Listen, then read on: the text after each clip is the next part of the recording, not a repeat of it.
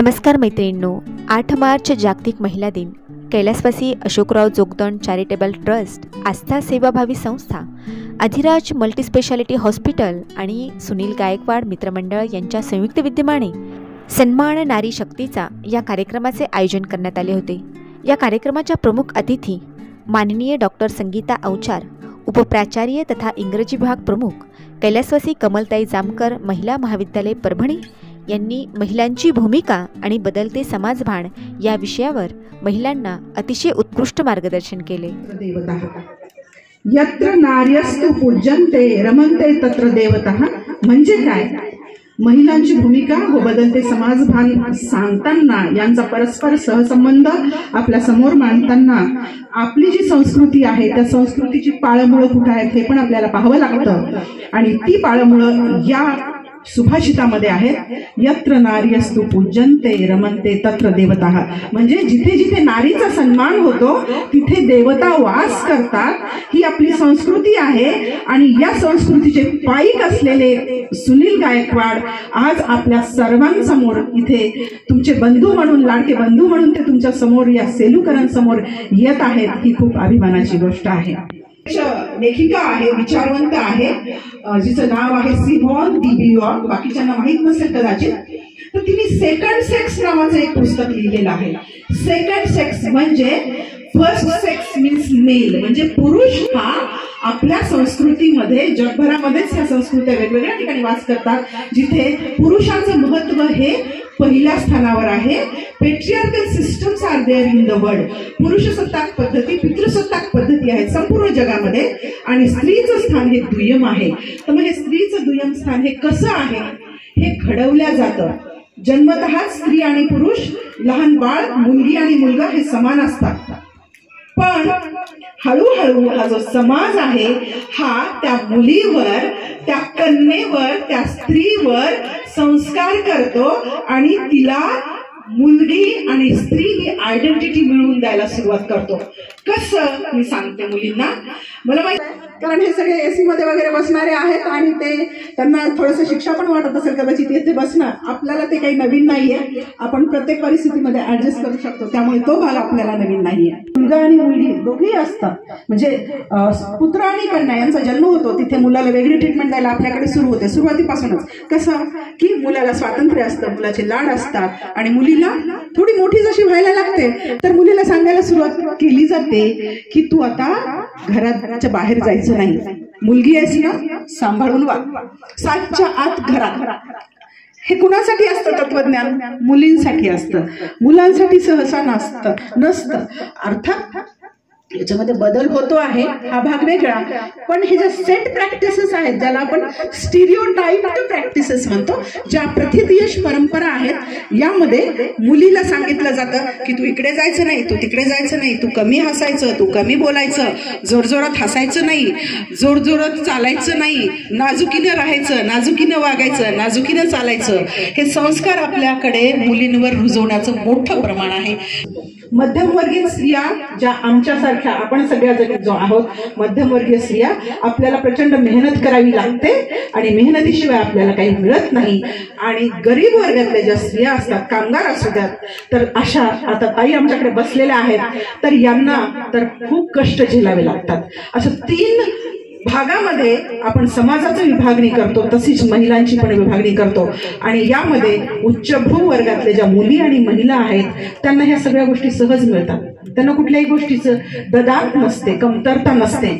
पण ज्या सर्वसाधारण कुटुंबातल्या ज्या महिला आहेत त्यांना प्रत्येक गोष्टीसाठी संघर्ष करावा लागतो. आणि तिथे मग अशा मुली असतात, महिला असतात, त्यांना जर सांगितलं, खूप गट्स असतात काही मुलींमध्ये. आता शिल्पाचं उदाहरण मी इथे देते. शिल्पा आणि तिच्या 2 बहिणी, त्या 3 बहिणी आहेत आणि तिचे आई वडील हे सतत आमच्या कॉन्टॅक्टमध्ये असायचे, कारण तिच्या आईची अशी अपेक्षा असायची की माझ्या मुलीने चांगलं शिकलं पाहिजे.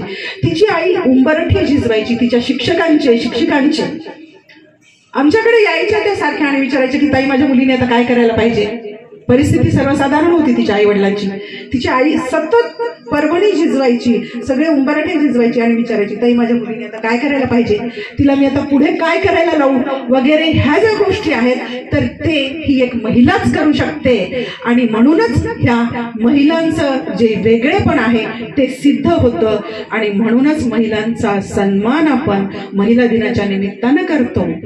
हा सन्मान महिला दिनाच्या निमित्तानं आपण करतो. या सन्मानामध्ये आज आपल्या भारतीय संस्कृतीमध्ये कुठेतरी थोडीशी कमतरता यायला लागलेली आहे, हे तुम्हालाही जाणवत असेल.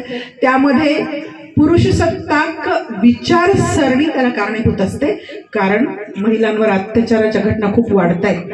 आपल्याकडे सगळ्यांकडेच कलकत्त्यापासूनच्या घटना आहेत, 2012 मधली निर्भया घटना आहे, तेव्हापासून जे आहे कोपर्डी आहे, ह्या एवढ्या घटना आपल्याकडे वाढत आहेत. आता बदलापूरची एक घटना आहे ज्याच्यामध्ये म्हणजे अतिशय लहान मुली, ह्या सगळ्या घटनांच्या पार्श्वभूमीवर आपल्याला विचार करावा लागेल की खरंच आपण महिलांचा सन्मान करतो आहोत का. मग असे जे महिलांचा सन्मान खऱ्या अर्थानं करणारी जी माणसं आहेत, ह्या सुद्धा माणसांचं कार्यकर्तृत्व जे आहे ते आपण पुढे आणलं पाहिजे, त्यांना आपण बळ दिलं पाहिजे. आणि म्हणून गायकवाड यांनी जो कार्यक्रम आयोजित केलेला आहे त्याचं कुठेतरी वेगळेपण आपल्याला दिसून येतं. एका बाजूने हे समाजातलं स्त्रियांची विभागणी अशी आहे, मग स्त्रियांनी करायचे काय, कसं वागायचंय, त्यांनी मग ह्या स्टिरिओटाईप गोष्टींमधून बाहेर कसं यायचंय. आता माझीच आजी, माझं स्वतःचं उदाहरण देते कारण ते मला माहित आहे म्हणून उदाहरण देते तुम्हाला. माझी आजी म्हणजे माझ्या आईची आई सांगायची, माझ्या आईला सांगायची, तिला म्हणायची की माझ्या आईचं नाव देवयानी, तिला ती म्हणायची की तुझी मुलगी सावळी झाली आहे आणि तुझी मुलं गोरी झाली आहे. माझ्या आजी माझ्या आईला म्हणायची तुझी मुलगी सावळी झाली, तुला अडचण जाणार आहे तिचं लग्न जमवायला आणि तुझी मुलं गोरी झाली, असं माझी आजी माझ्या आईला म्हणायची. आणि हे जेव्हा मी ऐकायचे तेव्हा मला खूप राग यायचा. तर ह्या ज्या गोष्टी आहेत, हे काय म्हणते मी की स्त्रियांना मुलींना आपण कसं वागवतोय, स्त्रियांना मुलींना आपण कसं घडवतोय. सांगायचं तिला की भावांसोबत बाहेर मोठमोठ्याने खिदळू नको बाई तू, मुलींनी नाही खिदळायचं, मुलांनीच खिदळायचं. मुलींनी घरात बसून राहायचं आणि मुलांनी वाऱ्यावर बाहेर फिरायचं. ही जी आपली संस्कृती आहे ही कुठेतरी बदलली पाहिजे. ह्या ज्या घटना होत आहेत ना, याची पाळंमुळं कुठेतरी या घटनांमध्ये आहे, आपल्या वागणुकीमध्ये आहे, आपल्या या पितृसत्ताक पद्धतीमध्ये आहे. म्हणून ही पितृसत्ताक पद्धती बदलणं हे आपल्या हातात आहे. आपल्याकडे इथे मूर्तिमंत उदाहरणं समोर बसलेली आहेत. जिजाऊ माता, माता सावित्री आणि यांना घडवणारे, यांना स्त्री शक्तीचा सन्मान करणारे शिवराय, शिवरायांसारखे राजे आपल्याकडे असताना, जाणते राजे असताना काय होतंय आपल्या आजच्या या देशामध्ये आणि आपल्या परिसरामध्ये, याचा आवर्जून आपण विचार करायला हवा. आणि तिने घासणी घेतली, भांड्या घासण्याची, त्याला आ करायला लावलं, त्याला जीभ बाहेर काढायला लावली आणि त्याची जीभ तिने घासणीने घासून काढली. का? तुझ्या जिभेवरून शिवी बाहेर आली, तुझी जीभ अपवित्र झालीये, तिला मला पवित्र करायचं, तिला मला घासून काढल्याशिवाय पर्याय नाही. त्या जिभेवर जेव्हा त्या घासणीने वेदना झाल्या तेव्हा त्याला कळलं की हा शब्द आपण पुन्हा उच्चारायला नाही पाहिजे. हे आईचं सामर्थ्य आहे. आईचं सामर्थ्य आपल्याकडे जिजाऊंच्या रूपाने आपल्याकडे साक्षात समोर उभा आहे की शिवबा कोण घडवू शकतं, जिजाऊच घडवू शकते. सॉक्रेटिस कोण घडवू शकतं, आईच घडवू शकते. महाराणा प्रताप कोण घडवू शकतं, जयवंताबाईच घडवू शकते. ह्या सगळ्या आयांची उदाहरणं आहेत आपल्याकडे आणि हे समाजभान जागृत करणाऱ्या महिलांची उदाहरणं आहेत. श्याम साने गुरुजींना कोणी घडवलं, श्यामची आईच घडवू शकते. तसं आपल्या मुलांना आपणच घडवू शकतो. त्यामुळे वेळ आपण वाचवायला हवा आपल्या मुलांसाठी.